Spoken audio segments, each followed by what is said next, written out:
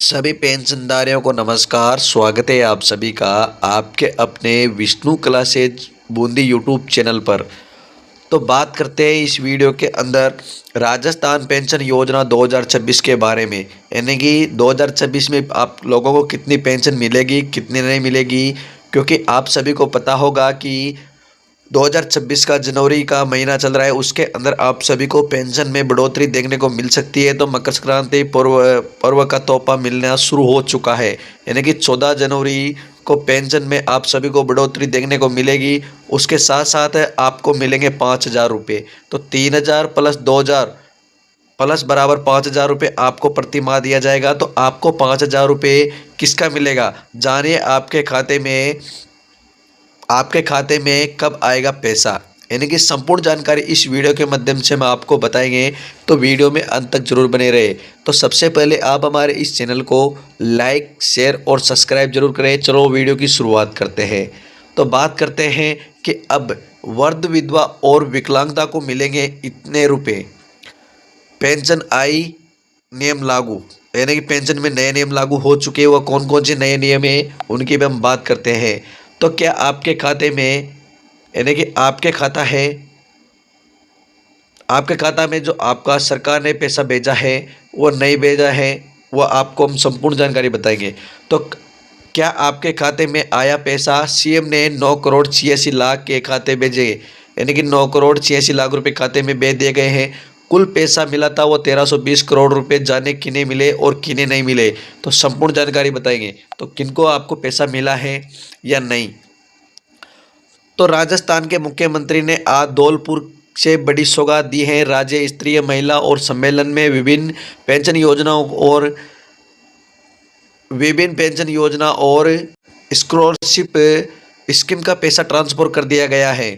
उसके साथ साथ 14 जनवरी 2026 राजस्थान में पेंशन को लेकर सबसे ताज़ा और महत्वपूर्ण खबरें इंस्पेक्ट में दी है। तो क्या आपके खाते में पैसा आया है या नहीं। तो सीएम ने पेंशनधारियों के खाते में भेज दिए गए हैं 1,320 करोड़ रुपए। जाने किन्हें मिले और किन्हें नहीं। तो मुख्य अपडेट की बात करते हैं कि राजस्थान पेंशनधारियों का प्रदर्शन पेंशन मुद्दे पर, यानी कि जो राजस्थान का सभी बड़े बुजुर्ग, विधवा, विकलांगता, वृद्ध सभी को लेकर मुख्य अपडेट क्या रहेगी, जो पेंशन के ऊपर रहेगी। तो राजस्थान में धारकों ने और अपने पेंशन संबंधित मांगों को लेकर आज जयपुर में प्रदर्शन रैली की है। यानी कि जयपुर के अंदर आज सभी पेंशनधारियों ने मिलकर जो पेंशन को लेकर मांगों को लेकर आज जयपुर के अंदर रैली शुरू की है। तो मुख्यमंत्री भजन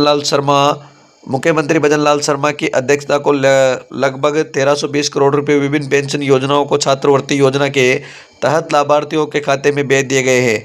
इससे कई पेंशन लाभार्थियों को सीधा लाभ मिलेगा। तो तीसरा रहेगा कि राजनीतिक संबंधित खबर।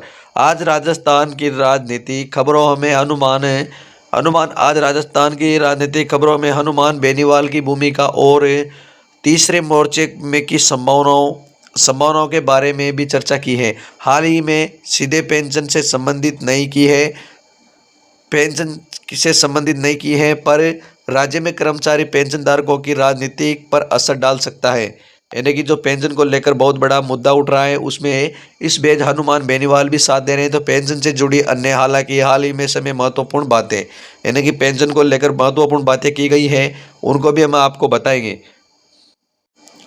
तो पेंशन को लेकर आवश्यक वेरिफिकेशन, सामाजिक सुरक्षा पेंशन पाने वालों को निर्धारित समय तक, जैसे 31 दिसंबर 2025 तक वेरिफिकेशन पूरा करवाना आवश्यक था। अगर पूरा न हुआ तो जानकारी 2026 के पेंशन की समस्या आ सकती है।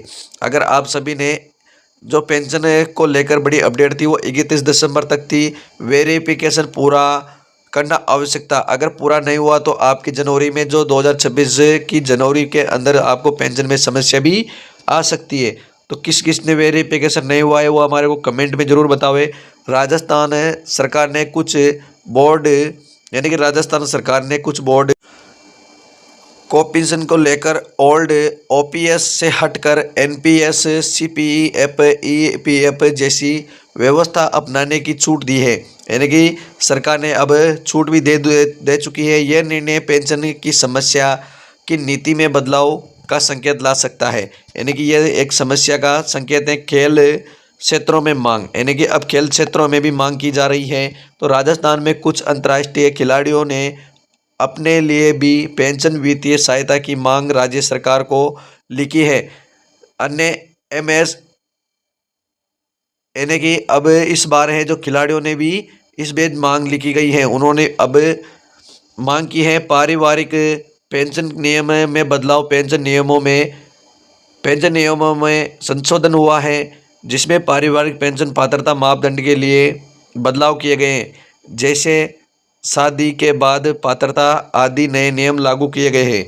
तो पेंशन के लिए आवश्यक दस्तावेज की बात करते हैं। तो क्या क्या दस्तावेज रहने वाले हैं, तो दस्तावेज की बात करते हैं। तो पहला दस्तावेज क्या रहेगा कि आधार कार्ड को फोटोकॉपी जैसे बैंक खाते में लिंक होना चाहिए और डीबीटी भुगतान के लिए अनिवार्य है, क्योंकि ये हैं जो डीबीटी के माध्यम से भी आपका पैसा आता है, जो डीबीटी के माध्यम से आपके अकाउंट में भुगतान किया जाता है। तो आधार कार्ड की फोटोकॉपी जो बैंक खाते से लिंक होनी चाहिए, वो डीबीटी भुगतान के लिए अनिवार्य है।